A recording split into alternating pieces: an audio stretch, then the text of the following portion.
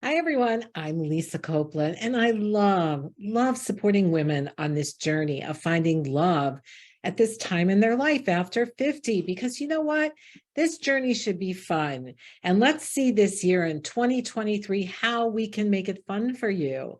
But before we get started, I want to encourage you to like this video and to subscribe to my channel. Also, hit the notification bell so that the next time I release a video, you get a notification. All right, today we're going to talk about a really important subject, and that is getting in touch with your feminine side. This is one of the hardest things for us to do because this is something we were not taught. So I want to give you 3 tips for how to make this happen in your life. And I want to start by telling you a little story about my client, Nancy, who worked her butt off, worked it off, climbing up the corporate ladder to her current position as a senior vice president of sales. And if you've ever done this kind of a job or had a pretty high power job, you know you have to endure a lot to get there. And men were not always keen on working for her. And she knew over the years that they called her a bitch behind her back. And this meant she had to start to toughen up her heart because it really hurt. As a kid, her heart had been broken so easily by those who didn't like her. And these days, she was really proud that this was no longer the case. Well, every day, Nancy came to work in her power suit, either a black skirt and jacket or a black pantsuit. She'd always figured if this is what successful men did in the corporate world, then she would do it too. And when it came to making presentations to her male colleagues, she felt she was pretty good at it. She knew exactly how to gather all the facts and figures, knowing men were logical and related to numbers well this way. However, there were times she actually felt herself leaving the meeting totally exhausted, feeling like she played a challenging mental game that she had to work hard at to win. And on a personal level, Nancy's marriage was suffering from her climb to the top of the corporate world.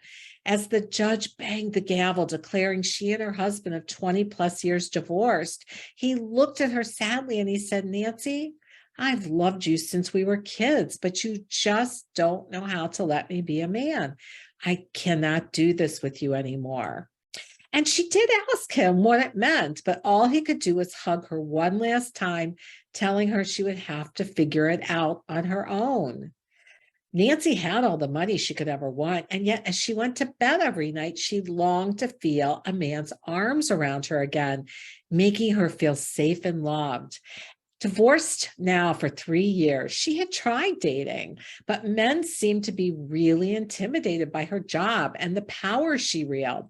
She wasn't sure what to do, and that is when we began working together.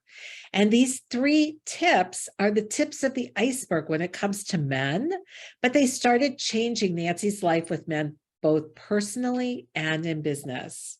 So let's start with tip number 1. I showed Nancy how to stop competing with men. Nancy always felt like she had to turn her personality switch off and on between her work and dating life. But in reality, there's really no switch. The secret is learning how to relate to men so they want to cooperate, not compete with you. And this means learning the language they respond to, the hero response. It's different from the language we as women use. And that is what's best for the community. And that is a huge disconnect and why we are not always on the same page with men. And that brings us to tip number 2.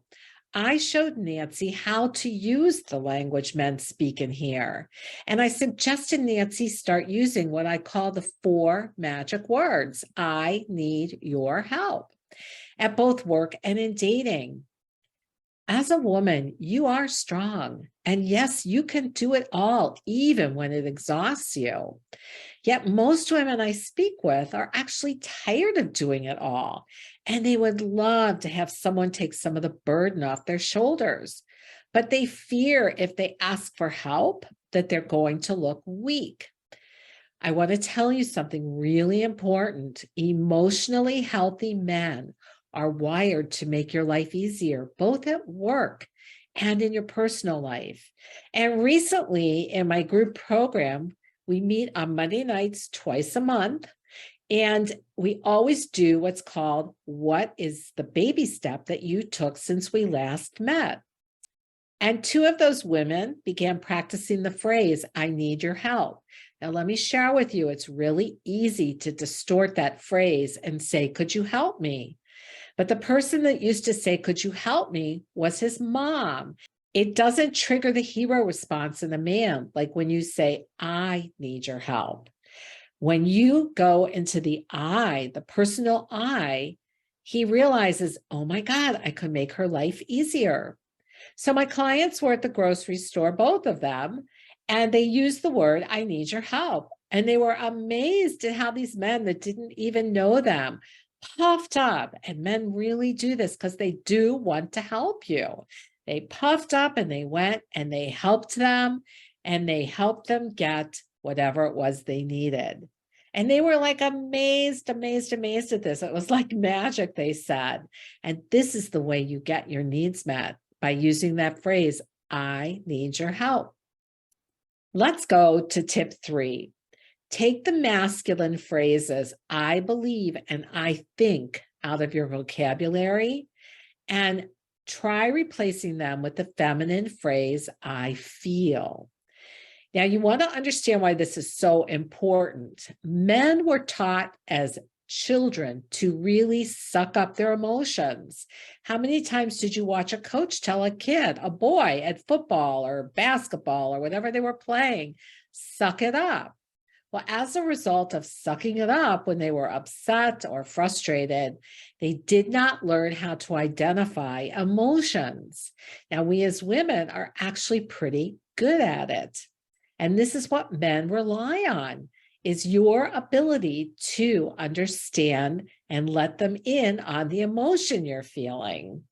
And when you help them understand what you're feeling, you get your needs met with just this simple vocabulary change from I believe or I think, and these are both masculine phrases from the brain, to I feel. This phrase shows your vulnerability from your heart, and it actually makes a man want to step up and make your life easier. Now, this doesn't mean telling a guy, I feel like you're an idiot for not doing this. That's not going to get you anywhere with a man. What you can say instead is, I feel frustrated when a project isn't completed, or I'm feeling angry or sad about this issue. Using the words I feel is also going to remind you to stay in your unique feminine power, which is your heart and your softness that men are so attracted to in women. Take these 3 tips and try them out with men and watch the difference it makes in your relationship with them. And as always, I want to inspire you. And I have a short little letter that my client Lisa from Minnesota wrote. She said, my quality man template helped me find my soulmate. Yes, in my 50s. I am so grateful to have found Lisa Copeland and the Love After 50 program. The insights I learned about how men think and what they're looking for helped me to find my soulmate in my 50s. And we couldn't be more right for one another. We've been dating exclusively for over a year now and have definitely fallen in love with one another. I am so grateful to have written the Quality Man template, which was the key tool to helping me realize that this man is the one I've been looking for all my life. Thank you, Lisa Copeland, for all you have taught me. Hugs and kisses and best wishes to you. If you want to know what a Quality Man template is, take a look before and set up a time for us to talk. I would love to help you find love this year in your own life. And go out and use these tips, always believing in you.